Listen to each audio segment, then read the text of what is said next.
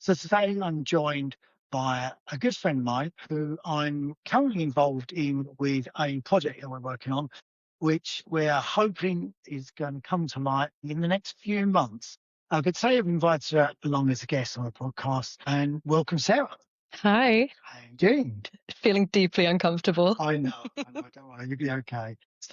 So Sarah has, in the last couple of years, recently become divorced, and she drew attention to there is a lot around divorce, not the breakup of the relationship, but a lot around divorce that is not always spoken about and comes as a bit of a surprise to you. What was the biggest surprise about divorce for you? That's a big one to start with. Well, I thought we jumped straight in. Right. The biggest surprise. So I have a good friend who started going through a divorce about 6 years ago. And I remember when she first spoke to us about it, she said that the thing that surprised her the most was that divorce was deeply personal experience. And I think that's the biggest surprise to me, is just how unique it is to the actual person going through it. You can try and explain to someone what it feels like, but unless you're in it, it's near impossible. Okay, and yours has been a very amicable divorce, which I think probably cuts out a lot of the hostility that other people might experience. But in terms of suddenly finding yourself in a sort of a husband and wife situation to then you're both on your own, what was the biggest change that you noticed straight away? Immediately. Wa- Was there a sudden quietness in the house once the kids had gone to bed, or was there anything that really surprised you? I think probably, not to say that our situation is unique, because I'm sure there's sort of thousands of people out there whose husbands were the ones that went out to work and worked long hours and worked incredibly hard for, for the children, for the family. So I'd found myself on my own long before I was technically on my own. So we actually lived together still for another year after we'd separated. So the house didn't sort of suddenly fall quiet.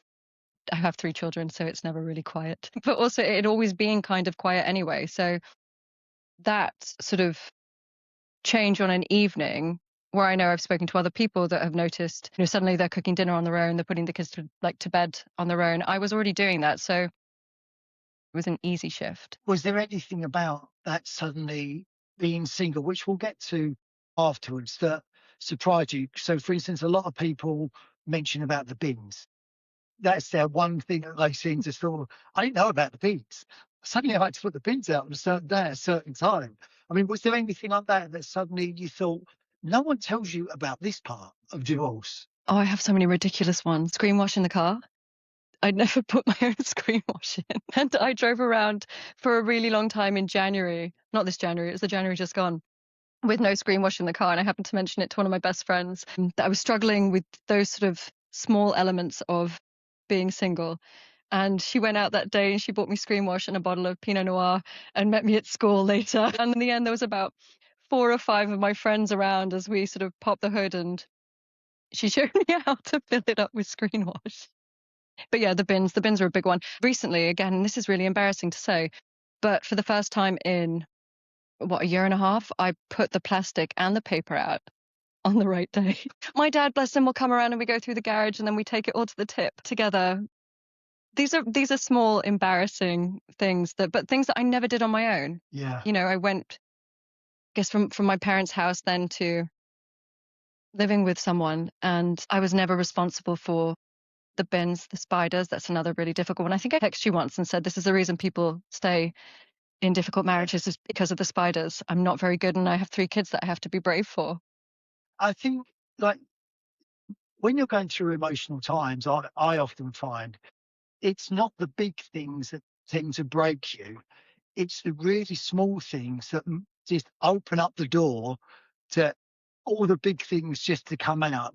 So in terms of your, I guess, started going through the divorce as it was, how has been, like, because obviously you're co-parenting together. I think anyone that gets divorced, I know sort of people say they're single mums, single dads, but I think if you're both in their life, you're still the mum and the dad, no matter what. No matter if people meet other people, I'm very big on they've only got one mum, one dad. They might have other people come in their life that will be friends, influences, whatever it may be. But did it change for you being like a single parent? Was that a big step? I think there's one real positive thing from being, say, quote unquote, a single parent, and neither of us really were single parents. We parent together. Yeah, But we probably parent in different ways. We do parent in different ways.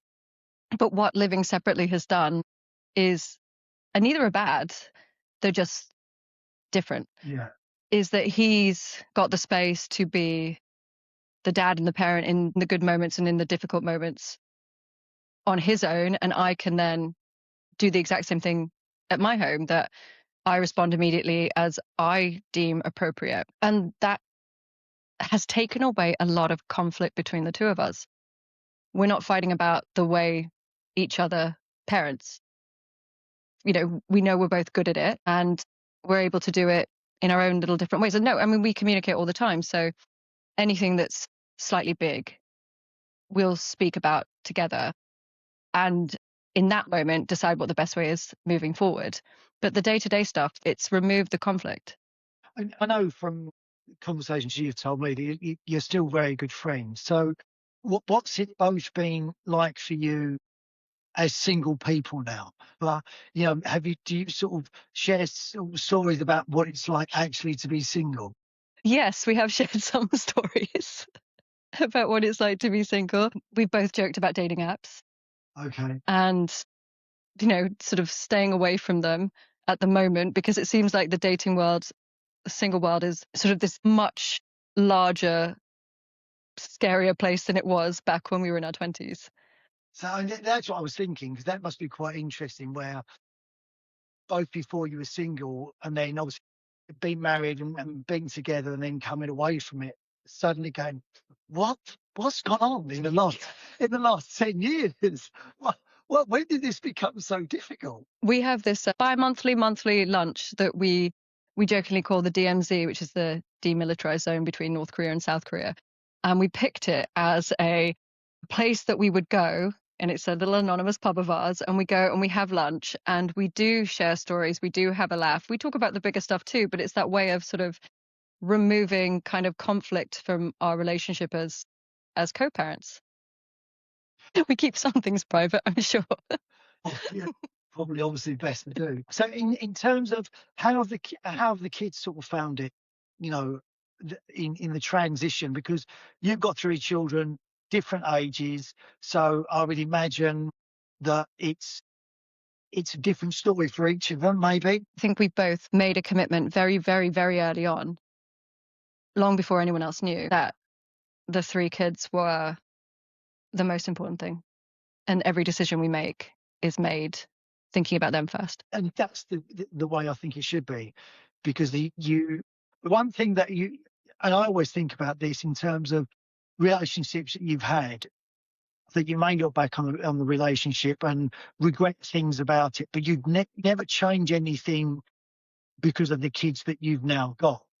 I'm not that with my son. I look at it now and think, if I hadn't have met his mum and I'd had children with someone else, I wouldn't have that particular kid, and I wouldn't want any other kid other than him. So, when you look back, it's one, it's emotional, but two, it's like you can't have any regrets about anything that you've done previously, because otherwise you wouldn't have those kids now. No, I wouldn't change it all. And also I still want him in my life. And people do laugh. They think we're bonkers that we have insisted on maintaining a friendship. And we're lucky. I suppose that's the other thing. We're lucky that, because I know it's not like that way for everyone. I think things happen in relationships that maybe in marriages that you can't and shouldn't have to move past.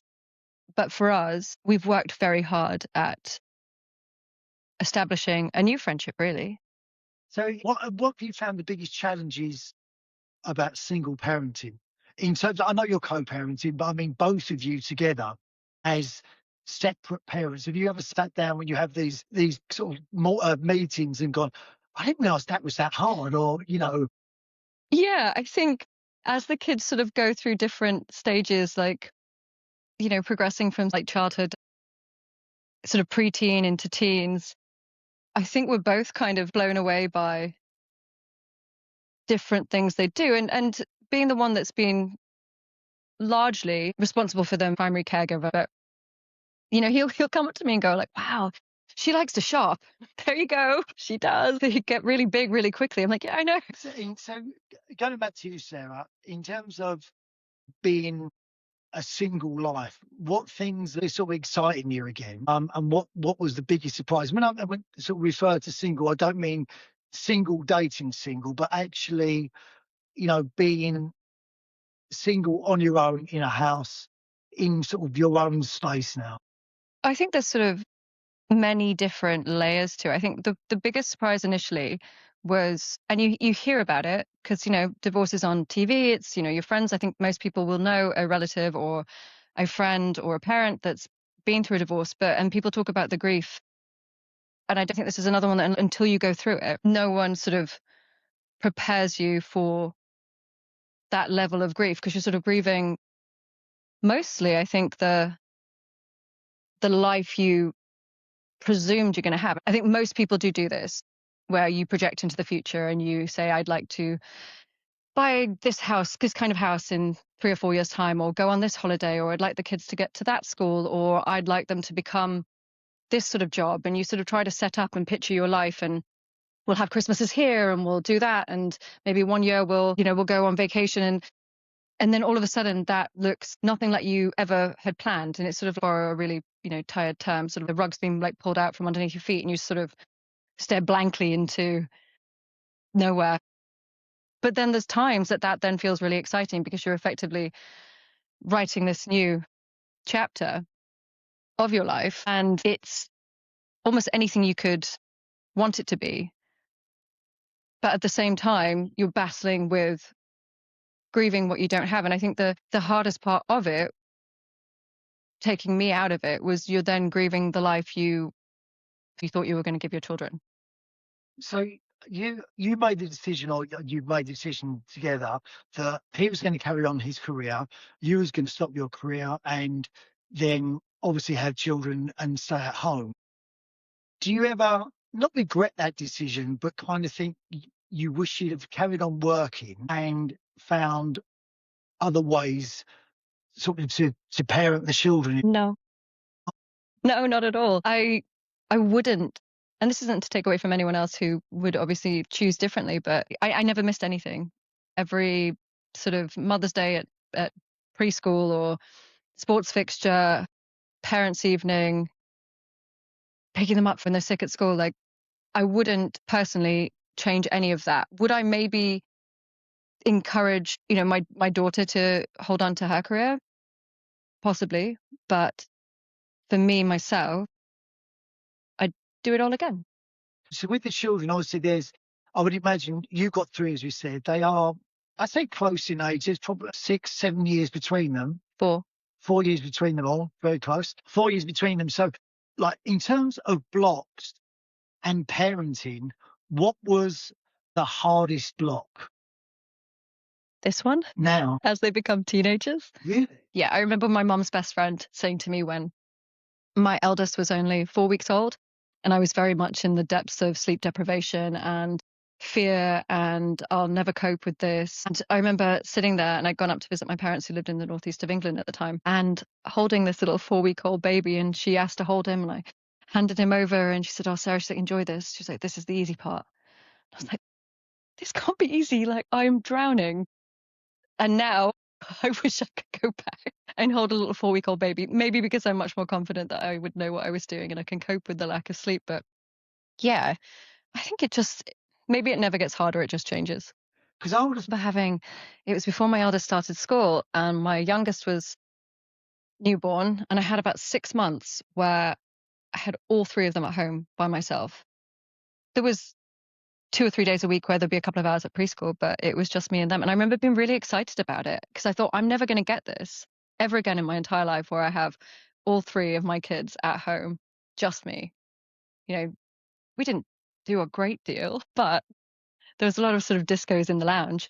I didn't, again, apart from the chronic sleep deprivation, which I got a bit of a handle on, that was not the hard part. so you say now. Yes. I just, In 2 years, I'll probably say then. Because I was just thought like once they start going to school, I would have thought you start to get more time to sort of like grab back for yourself and go, right, I've got a couple of hour period now where I can do something for myself before I actually get on with what essentially is the job, a full-time job at that, of being a parent. Yeah, but I started my own business when my littlest was 3. So he was at home working with me for a year and a half before he went to school. So it was very much filled. There was no all 3 are in school and suddenly I'm watching daytime TV. So going on to your business, so what business is it that you do now? I have an at-home, primarily kids celebration cake business. And how has that been? Did that start from COVID, you said? It started in COVID. Some lovely friends of mine asking me if I could drop off cakes on their doorstep when all businesses had to shut down. So I did that a couple of times and then very quickly registered a business. And then it sort of grew from there. And again, we had sort of 2 years of in and out of lockdowns where people needed that sort of help and that injection of fun. So you enjoyed it? Love it. Because I did a podcast with a therapist who said to me, like, through COVID, a lot of people actually got into doing stuff with their hands, and it was an art therapist who said that was a way of coping with the stress of everything that was going on, and that's when those skills sort of developed. Did you find that as well? I think I can see that. I'd kind of always done it. So I hadn't done it as a job, but I'd always done it for fun since I was very, very little. So for me, it was just more of an extension of that. But I can see how doing something creative and physical would have benefited people at that time. Yeah.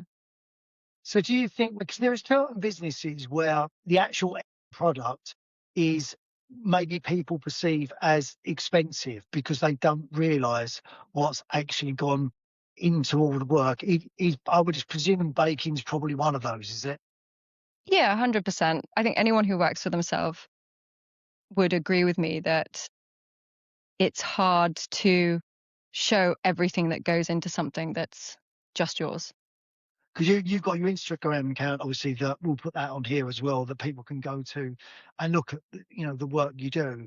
But I know when I've got prices for cakes before, I've always been like, "Wow, that's really expensive. I can get a Peter the Caterpillar or whatever they're called for like Colin, how's it?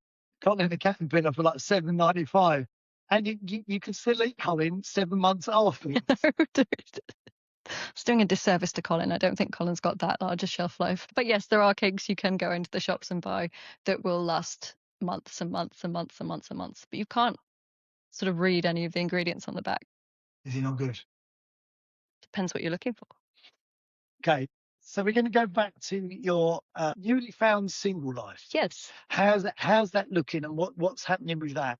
And then, like I say, not in terms of relationship, but just in terms of being single, because it's very different to being with someone. It's hilarious. It's a completely different sort of landscape to my mid-20s. But it's definitely providing some good laughs for many of my dear friends.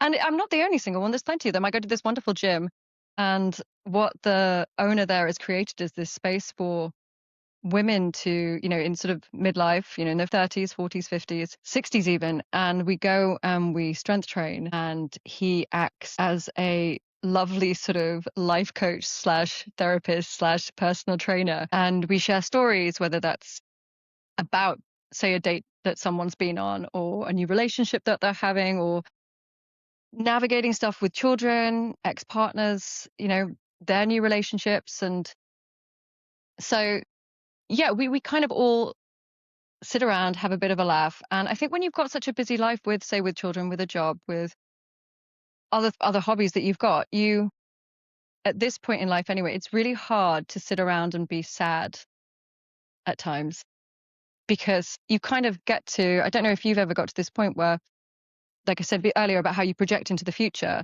and things you want to achieve, things, you expect to achieve, things you're working towards.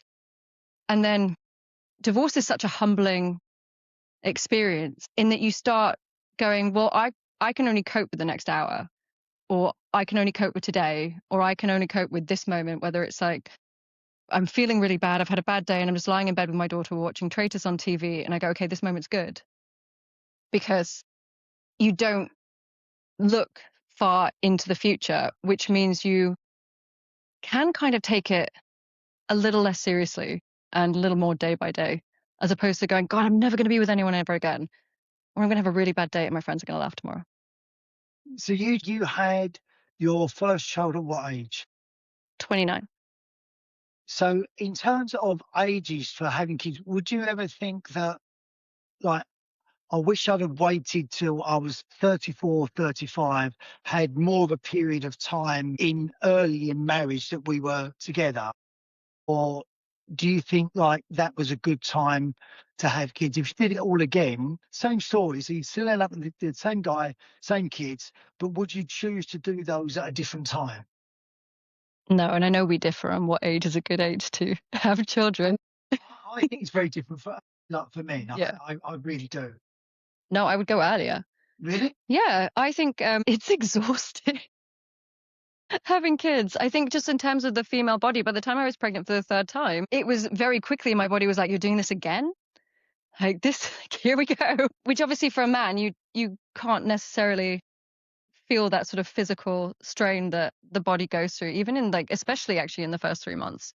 You know, it's phenomenal what we do. But there is a reason I think that women were originally designed to have children much younger, because the body copes with it. I think thanks to medicine, obviously, we can keep doing it to well into our 40s. Yeah. And obviously fertility hasn't completely declined, but I definitely found a difference even just in a 4-year period of how physically hard I found it. And I used to often say to my eldest, I'd be like, you know, you had my youth. And to my youngest, I'd be like, but you've got my experience. I was much more physically able to cope with pregnancy with the eldest and much more relaxed with the youngest. And the middle one, you know, she was my girl, so Because you've got two boys and a girl. Yeah. So what, in terms of girls and boys, I've only had a boy, I ever had a boy, and I think boys are more difficult at certain times. But as a package up until now, who do you think are like highest maintenance, girls or boys? Declined to answer that one.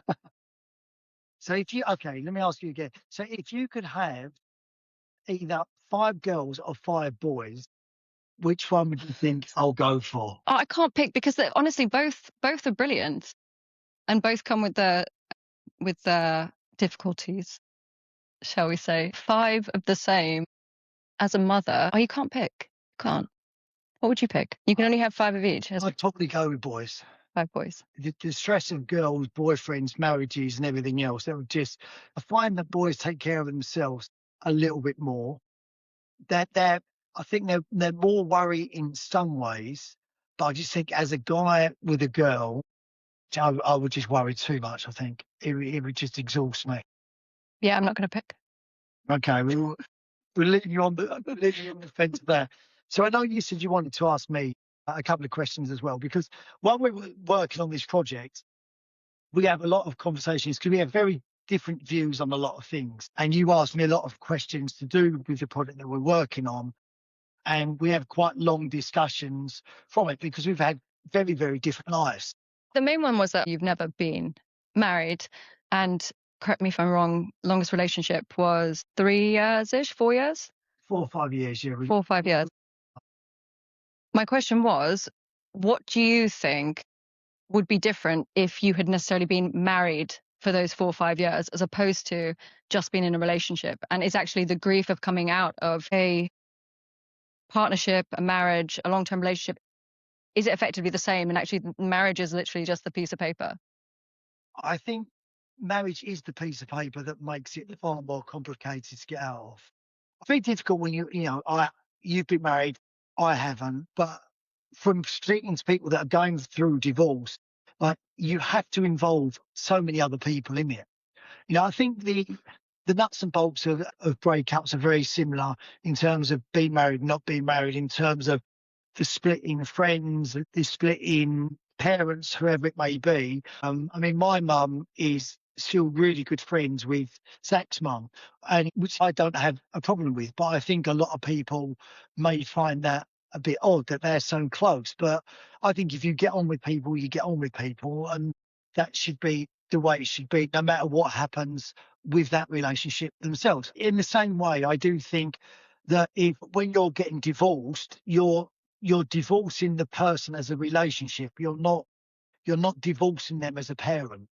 So in your case, for example, which is the same as everyone else's divorce, is that you both don't stop being a team in terms of you're the mum and the dad together for the kids. You're both their mum and dad. What changes is that you're just not together in a relationship anymore, but you've still got a parental relationship to the kids. And I think that's where some divorces of, maybe someone's cheated on someone else. And I think that's what can get complicated because there becomes resentment. And that seems to be the biggest downfall of divorce is the resentment then spills over into the right, I'm going to get you back by you're not going to see the kids. That's true unless you're divorcing and you don't have any children. But is divorcing without children a lot simpler? I don't know. I think in terms of when I was speaking to you just there about like grieving the future, I think that applies across the board, whether you have children or not. You're still, I imagine, and I might be wrong, having an idea of where that relationship is going and where your future is going. And even in your relationship you've spoken about that was a difficult breakup, you had an idea of where it was going.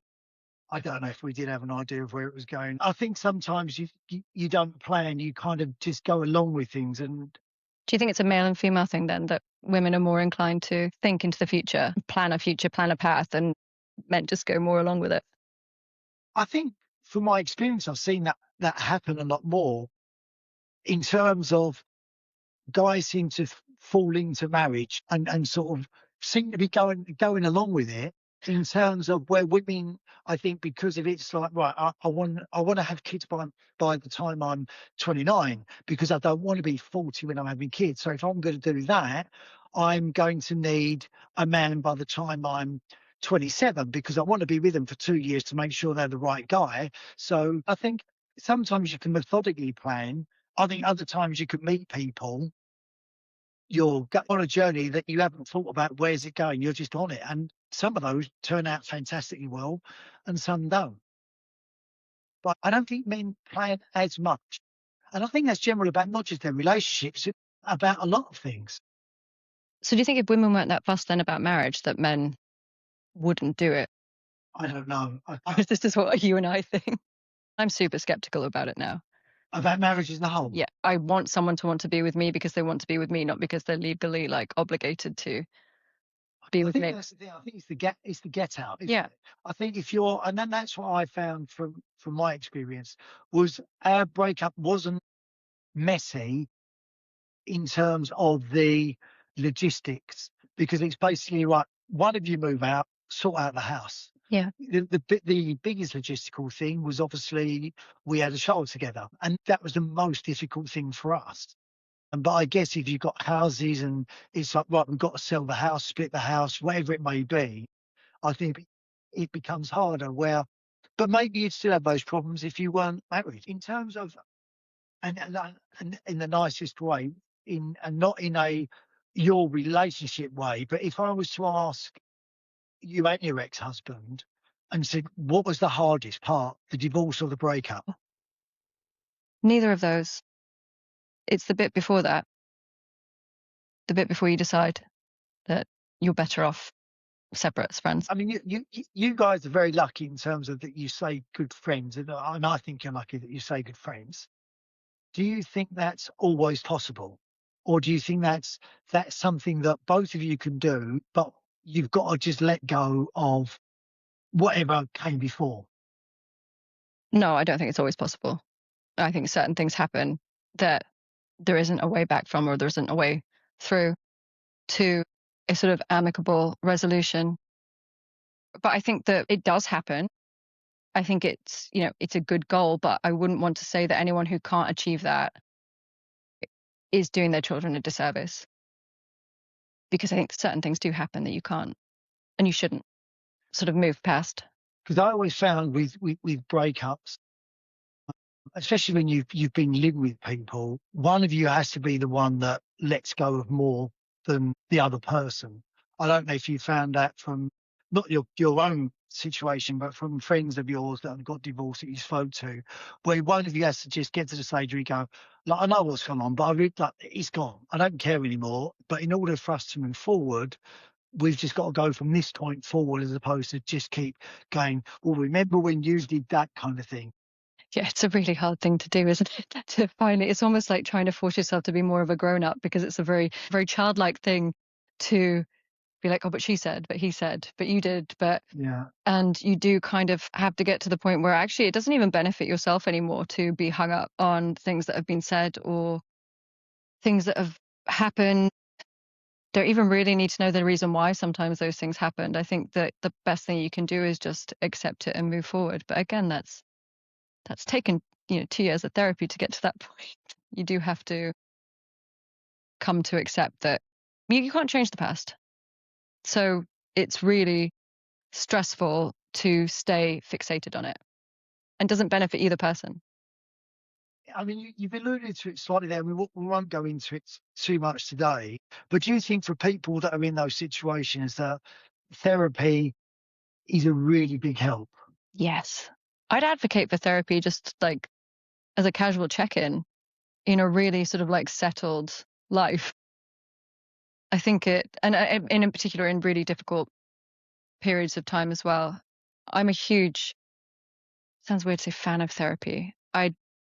I think it's incredibly beneficial. To everyone? Yeah, definitely. I think everyone could use it. It's uncomfortable. I get it. Like, No, it's not. I don't think it's uncomfortable. doesn't seem like you find it uncomfortable. No, no, I think you're used to either dealing with things on your own or not. And I'm dealing with things on my own type of guy. That doesn't mean that you wouldn't benefit from speaking to someone. I think a lot of the conversations we've had have been sort of therapeutic on a level for you. It depends upon how, you know the person, or I mean, I know it can be easier to talk to a stranger, but sometimes I just think they don't want to hear this. They didn't know me But they do. because you're paying them. Well, it is their job. No, and I don't mean that in a bad way. My personal opinion on therapy is that anything that works for someone, they should do. Whether that's sort of go for a run, Mhm. go and speak to someone. I think it's to do with the individual and how the individual is wired in terms of do what's good for you. I wouldn't judge, say, oh, no, why would you need to speak to a therapist? Because I think if it works, do it. Yeah, I think just probably my opinion is it would work for everyone if they allowed it. And I do think there's a natural barrier for people to not want to. In fact, you spoke about this on was it your last podcast, about whether you ever really truly know yourself or someone else? And there is an element of exposure and vulnerability in speaking to a stranger and them asking the right questions and listening at the right moment that kind of can make you more aware of yourself and allow someone else to, see you more. Obviously, look, so the project that we're working on, it's enabled us to have lots of conversations about relationships, about sort of being single in relationships and going through different situations in being relationships. And from a lot of those discussions, we found that they've been really helpful to the project that we're doing, but also probably to a wider community as well, because it's a lot of the stuff that the feedback that we get on the podcast from lots of women are the same things that, are about the premise of the discussions that we have. So we are going to do more of these together moving forward, just so that there can be a voice of a female on there, if it's something, you'd like to do as well. So I think that's what we're going to do moving forward. But listen, I thank you so much for coming along today. I've really enjoyed it. It's only mildly terrifying. I know it becomes. I think it becomes easier. Usually, I'm just in there talking to myself. So really appreciate you coming along, and actually for your honesty and openness about sharing your story, because I think they do help other people as well. So I appreciate that. Well, guys, thank you for joining us today. Really appreciate you listening to 50 Shades and Grey. Make sure you subscribe and follow as ever, and we'll catch up with you soon. And we'll put all Sarah's details on the Instagram as well. Take care. Goodbye.